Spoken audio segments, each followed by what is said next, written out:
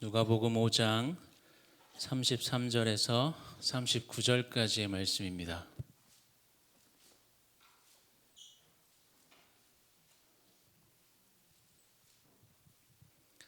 찾으셨으면 한 절씩 교독하겠습니다. 그들이 예수께 말하되 요한의 제자는 자주 금식하며 기도하고 바리새인의 제자들도 또한 그리하되 당신의 제자들은 먹고 마시나이다. 예수께서 그들에게 이르시되 혼인집 손님들이 신랑과 함께 있을 때에 너희가 그 손님으로 금식하게 할 수 있느냐? 그러나 그날에 이르러 그들이 신랑을 빼앗기리니 그 날에는 금식할 것이니라. 또 비유하여 이르시되 새 옷에서 한 조각을 찢어 낡은 옷에 붙이는 자가 없나니 만일 그렇게 하면 새 옷을 찢을 뿐이요 또 새 옷에서 찢은 조각이 낡은 것에 어울리지 아니하리라. 새 포도주를 낡은 가죽 부대에 넣는 자가 없나니 만일 그렇게 하면 새 포도주가 부대를 터뜨려 포도주가 쏟아지고 부대도 못 쓰게 되리라. 새 포도주는 새 부대에 넣어야 할 것이니라. 함께 보겠습니다. 묵은 포도주를 마시고 새 것을 원하는 자가 없나니 이는 묵은 것이 좋다 함이니라. 아멘. 여러분, 우리가 어떠한 행동을 계속해서 반복하다 보면 그 행동에 익숙해집니다. 그리고 그 행동에 익숙해지다 보면 너무 익숙해지다 보면 그 행동을 하게 되는 그 이유에 대해서 그 행동에 대한 목적을 잃어버릴 때가 있고 그렇게 그 행동 자체에만 집중하게 되는 경향이 우리 안에 나타납니다.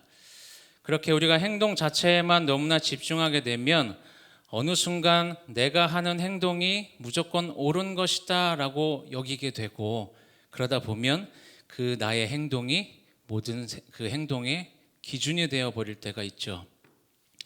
그렇게 내가 행동하는 것이 어떤 옳고 그름의 기준이 되어 버리면 그때부터 어떤 일이 벌어져요? 나와 다른 행동을 하는 사람들은 틀렸다라는 생각을 갖게 되고 그래서 나와 다른 행동을 하는 그 사람들을 비판하고 정죄하기 시작합니다. 우리는 누구나 다 어떤 행동을 하는 데 있어서 나름대로 기준을 가지고 살아갑니다. 예를 들면 누군가와 만나기로 약속을 했을 때 여러분들은 미리 나가십니까? 시간 딱 맞춰 나가십니까? 아니면 조금 늦어도 괜찮다고 생각하십니까? 미리 나가세요. 어느 누구는 분명히 10분 정도 먼저 나가서 기다리는 게 자기의 기준이어서 그렇게 행동하는 사람이 있고 어떤 사람은 시간 정확하게 맞춰서 나가는 게 약속을 지키는 거라 생각하는 사람이 있고 또 어떤 사람들은 5분 정도는 괜찮다라고 생각하면서 그 정도는 그냥 여유 있게 나가는 사람도 분명히 있어요. 이러한 기준은 우리가 신앙생활 할 때도 마찬가지입니다. 신앙생활의 어떤 연수가 오래되면 오래될수록 늘 우리가 자신을 좀 돌아보고 우리의 모습을 좀 돌아봐야 하는 부분이 있다면 바로 이 익숙함에 빠지는 거죠. 여러분, 익숙함이 무조건 잘못된 것은 아니지만 특별히 이 신앙의 영역에 있어서 어떠한 행위에 집중하는 익숙함을 우리가 조심해야 되는데 내가 경험했던 예배, 내가 자주 불렀던 찬양, 내가 해왔던 어떤 신앙생활의 어떤 영역에 있어서 익숙함에 빠져버리면 그때부터는 앞에서 말씀드린 것처럼 그 결과적으로 따라오는 게 뭐예요? 결국은 비판하고 정죄하는 모습이 우리 안에 나타날 수밖에 없다는 겁니다. 요즘 대신방하면서 이렇게 함께 나누는 기도의 제목들 가운데 많이 이제 기도하게 되는 제목들 중에 하나가 자녀들에 대한 기도의 제목이에요. 그런데 그 내용에 전부가 그렇다는 건 아니겠지만 이 자녀들과의 소통이 되지 않는 어떤 부분이 분명히 있죠. 우리가 100% 소통이 안 되는 건 아니겠지만 분명히 자녀와의 관계 속에서 어떤 영역에 있어서는 잘 소통이 되지 않는 부분이 있습니다. 왜 그럴까요? 시대 차이가 왜 생기죠? 세대 차이를 왜 느낍니까? 생각해 보시면 부모 세대에게 익숙해져 있는 그 익숙함의 렌즈를 끼고 자녀 세대의 모습을 바라보면 답답할 수밖에 없고 걱정될 수밖에 없죠. 익숙함이 그런 겁니다. 지금 부모 세대들은 여러분들 대부분 이제 앉아 계신 분들이 아날로그 시대에 태어나신 분들이에요. 아날로그 시대에 태어나셔서 지금 디지털 세대를 살아가고 계시죠. 제가 대학교 1학년 때 그 삼성전자 관련된 그 업체에서 일하는 친구가 한 명 있었어요. 그때만 해도 이제 핸드폰이 조금 보급이 되고 PCS 폰 기억나십니까? 기억나세요? 그때 당시에 이제 그나마 이제 막 문자라는 거를 처음 주고 받을 수 있었던 그 시대였는데 그 친구가 저한테 조만간 얼굴을 보고 통화하는 전화가 나올 거다. 그 얘기를 했을 때 이건 무슨 허무맹랑한 소린가. 뭐 만약 그런 전화기 나오면 누가 쓰겠냐. 이거 완전 감시당하는 건데. 이렇게 얘기했는데 사실 어느 순간 핸드폰에 카메라가 들어가고 사진을 찍을 뿐만 아니라 영상 통화도 가능하고 이제는 뭐 웬만한 건 다 이 폰으로 다 할 수가 있잖아요. 그래서 우리가 이 핸드폰을 스마트폰이라고 부르는 이유도 그러한 이유인 거죠. 그런데 문제는 그렇게 아날로그 시대에 태어나서 아날로그의 감성을 가지고 지금까지 살아오시는데 그러한 상황 가운데 이제 세상이 빨리 발전해 나가니까 우리가 디지털 세대의 어떤 문화들을 누리고 있긴 하지만 우리 자녀 세대들은 아날로그 시대를 몰라요. 그 감성을 전혀 알 수가 없습니다. 그냥 디지털 세대에 태어나서 디지털 세대를 살아가고 있는데 너무나 급변하는 시대에 너무나 그냥 빨리 적응하며 살아가고 있는 게 우리의 다음 세대들이라는 거죠. 이 다음 세대들에게는 익숙함이라는 단어가 어울리지 않아요. 그냥 빨리 적응하면서 살아가는 겁니다. 그런 다음 세대들에게 우리가 경험하고 느꼈던 그 아날로그 감성을 기대하는 건 사실 그냥 불가능한 일입니다. 불가능한 일. 하지만 그럼에도 불구하고 우리가 신앙 안에서 우리 다음 세대들에게 익숙하도록 해야 되는 게 있다면 바로 하나님의 말씀이라는 거죠. 신앙의 어떤 행위 자체가 아니라 신앙의 행위에 익숙해지는 게 아니라 성경에 기록된 그 말씀 자체가 아니라 그 말씀이 내 삶을 움직이는 기준이 될 수 있도록 그렇게 말씀이 익숙해질 수 있도록 해야 하는 게 우리들의 몫이라는 거죠. 그런데 이렇게 말씀드리면 부모님들이 굉장히 부담을 느끼세요. 그럼 내가 제 자녀에게 말씀을 가르쳐야 하는가? 이건 교육자들이 해야 될 일이 아닌가? 물론 당연히 교육자들이 자녀들에게 우리 다음 세대들에게 말씀을 가르치고 말씀대로 살아가야 하는 그 삶을 가르치는 건 너무나 당연합니다. 그런데 결국 우리의 다음 세대들이 가장 많이 바라보는 모습이 뭐예요? 부모님의 뒷모습을 가장 많이 바라봅니다. 다시 말씀드리면 우리가 먼저 하나님의 말씀이 내 삶의 기준이 되어가는 삶의 모습을 먼저 보여줘야 한다는 거죠. 익숙함에 빠져서 그 본질을 잃어버리고 나의 행동에 무조건 옳은 것처럼 여기는 그런 모습이 아니라 100% 그렇게 살아가지는 못할지라도 그렇게 살아가려고 노력하는 모습을 그들에게 보여줄 때 우리가 그런 모습으로 살아갈 때 우리의 다음 세대들은 그 모습을 보고 그 모습을 닮아간다는 겁니다. 오늘 말씀을 보면 행위에 익숙함에 빠진 그 모습을 예수님께서 지적하시는 내용이 기록이 되어 있어요. 예수님께서 세리와 죄인들과 교제하는 것에 대해서 비방했던 그 바리새인과 서기관들이 예수님의 제자들이 금식하지 않는 것에 대해서 이야기를 합니다. 요한의 제자들이나 또 바리새인의 제자들이 모두 금식을 하고 있는데 왜 이 예수님의 제자들은 자신들처럼 지금 금식을 하지 않는지 그 이유에 대해서 묻고 있는 게 오늘 우리가 읽은 본문의 내용이라는 거죠. 여러분 금식 기도 해보신 적 있으세요? 금식 기도. 우리가 금식 기도를 하는 이유가 뭘까요? 당연히 우리 안에 간절함이 있기 때문에 금식 기도를 하겠죠. 우리가 금식 기도에 대해서 한 가지 고민해 봐야 되는 게 있다면 분명히 금식 기도가 성경에 기록되어 있는 건 맞는데 그런데 과연 우리의 금식 기도가 성경이 말씀하고 있는 그 금식 기도와 같은 것인지는 한번 확인해 볼 필요가 있습니다. 제가 아는 목사님 한 분이 한 끼라도 굶으면 안 되는 분이 계셨어요. 그러니까 뭐 이렇게 많이 드시고 식탐이 있어서 뭐 살찐 분이 아니라 그냥 평범한 분인데 한 끼라도 굶으면 너무 힘들어하시는 분이 계셨는데 이분이 하루는 정말 작정을 하고 금식 기도를 해야 되겠다라고 금식을 이제 작정을 하고 시작을 했습니다. 밤 12시 땡 해서 그 다음 저녁 밤 12시까지 24시간을 작정을 하셨는데 어찌어찌 오전 시간은 가고 이제 점심이 지나서 오후로 가는데 너무 배가 고파서 참을 수가 없어서 보고라도 있어야 되겠다 싶어가지고 마트에 가서 빵이랑 우유를 사오셨대요. 그리고 책상 위에다가 빵하고 우유랑 시계를 딱 올려놓고 12시 땡 하기를 기다리셨답니다. 근데 이게 시간이 흐르고 흘러서 이제 10시가 되고 11시가 됐는데 11시 반까지는 어떻게 버텨보겠는데 그 30분이 너무 안 가는 거예요. 그래도 어쨌든 결단하고 내가 목사니까 결단을 하고 기다리는데 15분이 지나고 이제 정말 15분밖에 안 남았는데 도저히 참을 수가 없더래요. 그래서 어떻게 하셨을까요? 그냥 먹으면 찔리니까 시계를 이렇게 돌려가지고 12시에 딱 맞추고 그 빵과 우유를 드셨대요. 이번에 그분이 이제 간증을 하셨던 내용인데 이제 그만큼 이 배고픔 어떤 행위 이거에 집중하다 보니까 진짜 본질을 좀 잃어버렸던 그 모습에 대해서 이야기를 하시면서 하셨던 내용인데, 여러분 구약 성경에 보게 되는 금식 기도의 목적은 공동체나 개인의 죄를 회개하고 하나님과의 관계를 바르게 세우기 위한 것이었습니다. 또 신약 성경 가운데 기록된 내용들을 보면 바울이 다메섹 도상에서 부활하신 예수님을 만난 이후에 금식했던 것을 볼 수가 있고, 또 고넬료는 금식하던 중에 하나님의 비전을 바라봅니다. 또 바나바와 바울을 선교사로 파송하기 전에 교회가 금식하는 것처럼 우리가 성경 가운데 보게 되는, 신약 성경 가운데 보게 되는 그 금식은 주로 하나님의 일을 하기 위한 그런 금식이었어요. 성경에 기록되어 있는 그 금식이 이렇다면, 금식 기도가 이렇다면 우리의 금식 기도도 이러한 모습이어야 되지 않겠습니까?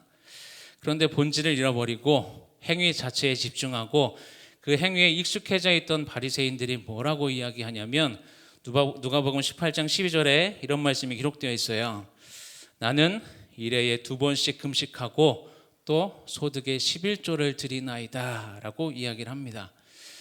이 당시 바리새인들은 일주일에 2번씩 금식을 했습니다. 경건한 유대인들은 월요일과 목요일을 금식일로 지켰는데, 문제는 그렇게 금식하는 그 모습이 앞에서 말씀드린 것처럼 하나님의 일을 하기 위한 어떤 금식이 아니었고, 하나님 앞에서, 사람들 앞에서 자신의 의의를 드러내기 위한 교만한 모습이었다라는 거죠. 금식에 대한 바리새인과 서기관들의 그 질문에 대해서 예수님은 오늘 말씀에 혼인집 이야기로 대답을 하십니다. 우리 34절과 35절 말씀을 다시 한번 같이 읽어볼까요? 시작. 예수께서 이르시되 혼인집 손님들이 신랑과 함께 있을 때에 너희가 그 손님으로 금식하게 할 수 있느냐?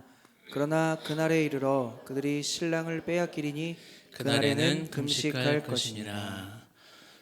무슨 말이냐면 신랑의 손님들이 신랑과 함께 있을 때는 슬퍼하지 않지만 신랑을 빼앗기면 그때 금식할 거다. 예수님의 말씀이 무슨 의미인가 하면, 예수님은 지금 슬퍼할 때가 금식할 때가 아니라고 말씀하고 계신 거예요. 왜요? 그들이 그토록 바라고 기다리던 메시아, 구원의 언약의 성취이신 예수님이 지금 그들과 함께 계셨기 때문이죠. 메시아로 이 땅 가운데 오신 예수님을 통해서 이미 그들의 기도가 다 응답되었기 때문에 지금은 금식할 때가 아니라 오히려 기뻐할 때라고 말씀하고 있는 겁니다. 요한의 제자들과 바리새인들의 그 제자들은 그토록 간구했던 그 기도에 대한 응답이 지금 눈앞에 있었는데 이걸 인정하지 않고 있었던 거죠. 왜요? 간구하는 그 행위 자체에 집중하다 보니까, 외적인 형식에 익숙해지다 보니까 이미 응답하신 하나님을 바라보지 못했다는 겁니다. 여러분, 우린 어떠합니까? 우리가 하나님께 간구하는 것에 집중하다가 정작 우리 앞에 하나님의 응답을 깨닫지 못하는 경우가 있지 않습니까? 우리는 흔히 응답이라고 하면 우리가 머리로는 너무나 잘 알아요. 하나님의 응답은 예스만 있는 게 아니다라는 걸 너무나 잘 알지만, 그런데 우리가 바라는 건 늘 예스만 바랍니다. 근데 하나님은 예스만 응답하시는 게 아니라 아니라고 얘기할 수도 있고 또 기다리라고도 우리에게 말씀하신다라는 거죠. 이 모든 것이 다 하나님의 응답인데 우리는 늘 그냥 그렇게 바라는 대로 이루어지기를, 그게 응답이라고 생각하는 거죠. 금식 기도뿐만 아니라 신앙생활의 외적인 형식에만 치우쳐버리거나 내 기도를 하나님께서 빨리 응답해 주시기를 바라는 그 이기심과 교만한 모습이 우리 안에 있지는 않는지 우리가 오늘 우리의 모습을 좀 돌아보아야 합니다. 오해하지 마실 건 예수님께서 지금 금식 자체가 필요 없다고 말씀하시는 건 아니에요. 종교적인 형식이 필요 없다고 말씀하시는 게 아닙니다. 예수님은 그 외적인 금식의 문제를 더 넘어서서 근본적인 문제에 대해서 말씀하고 계신 거죠. 요한의 제자들과 바리새인들의 제자들이 율법을 지키면서 살았지만 문제는 그 율법을 지키는 것만으로는 하나님과의 올바른 관계를 맺을 수가 없는 것이고 죄의 문제가 완전히 해결될 수가 없었다는 겁니다. 외적으로는 율법을 잘 지키고 있었어요. 너무나 잘하는 것처럼 보였지만 사실 실제적으로는 오히려 하나님과 멀어져 있었던 사람들, 그 사람들이 바로 이 바리새인과 서기관들이었다는 거죠. 그래서 예수님께서는 하나님과의 관계를 회복시키시고 죄의 문제를 해결하시기 위해서 예수 그리스도를 이 땅 가운데 보내신 겁니다. 예수님께서는 율법이 아닌 다른 방법으로 우리가 하나님께 받아들여질 새로운 길을 지금 열어놓으시기 위해서 이 땅 가운데 오셨다는 것이고, 그래서 예수님께서는 이것을 설명하시기 위해서 새 옷, 새 포도주, 이것에 대한 비유를 말씀하고 계신 거예요. 여러분, 너무나 당연하게 낡은 옷을 덧대기 위해서 새 옷을 잘라내서 붙이는 건, 이건 그냥 새 옷만 버리는 어리석은 행동이죠. 또 이 당시에 포도주는 오랜 시간 그 건조한 후에 그 가죽 부대에 담아서 보관을 했는데, 이 포도주가 숙성하면서 점점 어떻게 돼요? 이게 점점 팽창하게 되죠. 팽창하게 되면 탄력을 잃어버린 그 가죽은 쉽게 터져버리기 때문에, 그래서 새 포도주는 반드시 새 부대에 넣어야 했습니다. 여기서 낡은 옷과 낡은 포도주 부대는 구약 성경에서, 구약에서 이야기하는 하나님의 율법을 가리키죠. 율법 자체가 구원을 줄 수 없다는 겁니다. 그래서 낡은 옷이나 낡은 포도주 부대와 같이 그렇게 표현되는 율법은 뭔가 덧붙여서 고치는 게 아니라 구원을 위해서는 새롭게 교체되어야 된다는 것을 말씀하고, 그런데 요한의 제자들, 바리새인들의 제자들은 여전히 율법을 통해서 하나님 앞에 인정받으려 하고 하나님의 사랑을 받으려 했던 게 문제였던 거죠. 그래서 예수님께서는 율법을 지키는 것으로 하나님 앞에 인정받으려고 애쓰는 그 모습을 보시고, 그들에게 하나님께 인정받고 하나님께 사랑받는 다른 방법이 있다라는 것을 말씀하고 계신 거예요. 그러면서 예수님께서는 오늘 말씀 가운데 금식이나 다른 신앙적 그 행위 자체, 이것을 지금 책망하고 계신 게 아니라 그렇게 행하는 우리 마음의 진짜 동기를 확인해 보라고 말씀하고 계신 겁니다. 요한의 제자들, 바리새인들의 제자들은 인간적인 노력으로 지금 하나님께 인정받기 위해서 율법을 지키고 있었지만, 그러나 예수님은 자신의 희생을 통해서 우리의 노력과는 상관없이, 우리에게 어떤 자격이 없어도 그럼에도 불구하고 은혜로 우리를 받아주시고 인정해 주시고 우리를 사랑해 주신다라는 것을 말씀해 주고 계신 겁니다. 그렇기 때문에 예수 그리스도를 진심으로 믿는 사람은 겉으로 드러나는 그 신앙의 행위 자체가 하나님 앞에 인정받거나 하나님의 사랑을 얻기 위한 것으로 여기는 사람이 아닙니다. 무엇을 바라기 때문에 신앙생활을 하는 게 아니라는 거죠.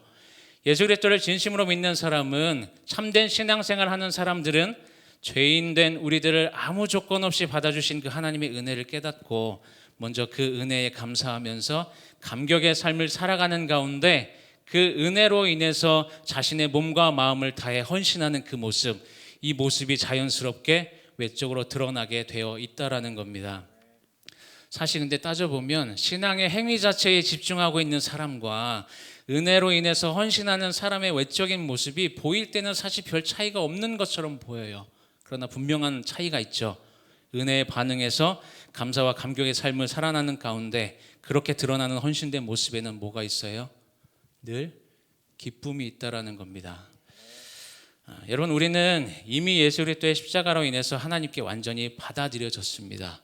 하나님께 인정받고 하나님의 사랑을 받고 있다는 사실을 기억하시기 바랍니다.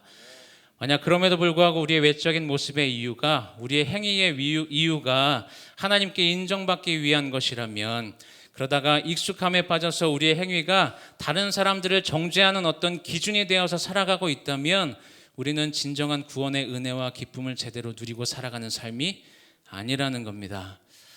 바라기는 여러분들이 지금 이 시간 금요 영성 집회에 나온 이유가, 여러분들이 더 말씀을 가까이 하고 기도에 힘쓰려고 하시는 그 이유가, 그리고 여러분들의 섬김과 헌신의 그 이유가 하나님께 인정받기 위한 것이 아니라, 하나님과 사람들 앞에서 자신의 의의를 드러내기 위한 것이 아니라, 익숙함 때문이 아니라 이미 하나님께 받아들여졌기 때문에, 이미 하나님께서 인정하셨기 때문에, 이미 하나님의 그 사랑을 받고 있기 때문에 그 은혜와 사랑에 대한 당연한 반응이기를 소망합니다. 매일매일 우리에게 허락하신 그 하루의 삶 가운데 이미 허락하신 하나님의 은혜와 사랑에 대해서 여러분 당연한 반응으로서 우리를 부르신 그 자리에서 마음과 뜻과 정성을 다해 하나님의 영광을 위해 살아가시기를 소망합니다. 우리의 외적인 모습이 익숙함에 빠진 이 바리새인들과 같은 형식적인 모습이 아니라 기쁨과 감사가 넘치는 은혜의 삶이 되기를 소망합니다.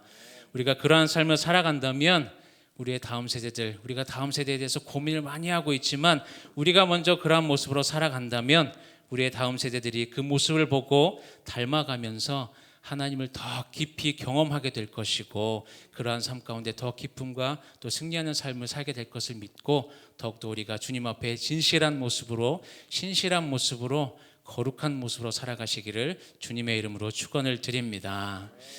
제가 말씀을 생각하면서 함께 찬양하기를 원합니다. 우리가 하나님 앞에 또 말씀 앞에 정말 진실하게 거룩한 삶을 살게 하여 주옵소서. 이런 우리의 마음을 담아 함께 고백하겠습니다.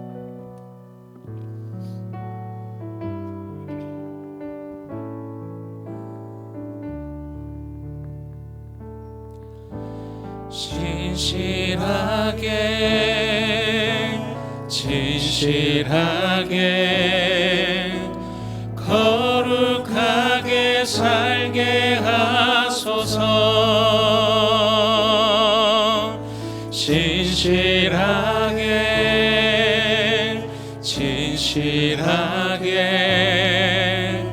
거룩하게 살게 하소서. 우리 한 번 더 고백합니다. 진실하게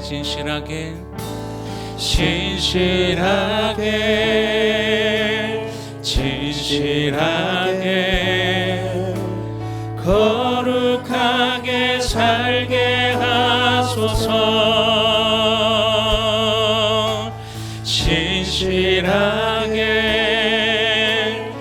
진실하게 거룩하게 살게 하소서.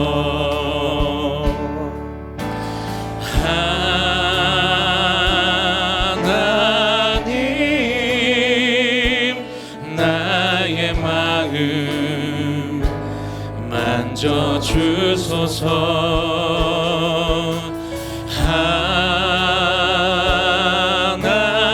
하나님 나의 영혼 새롭게 하소서. 진실하게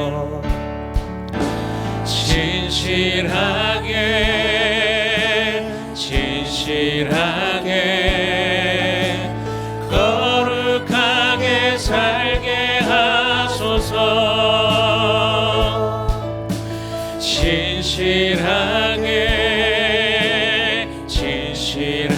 진실하게 거룩하게 살게 하소서. 하나님 나의 기도 들어주소서.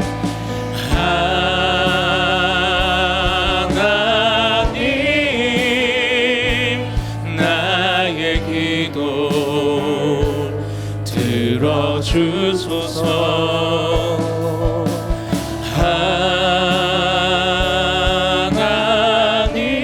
하나님 주의 길로 인도. 우리 한 번 더 고백하기 원합니다. 진실하게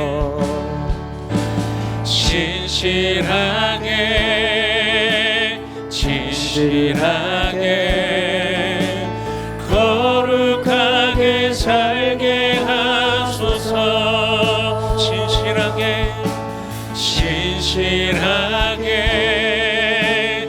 진실하게 거룩하게 살게 하소서. 하나님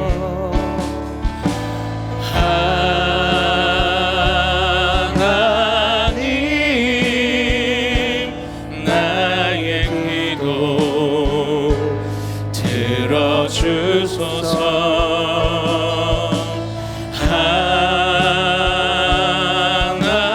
하나님 주의 길로 인도. 우리 한 번 더 고백하기 원합니다. 하나님 나의 기도 들어주소서. 하나님 나의 기도 들어주소서. 하나님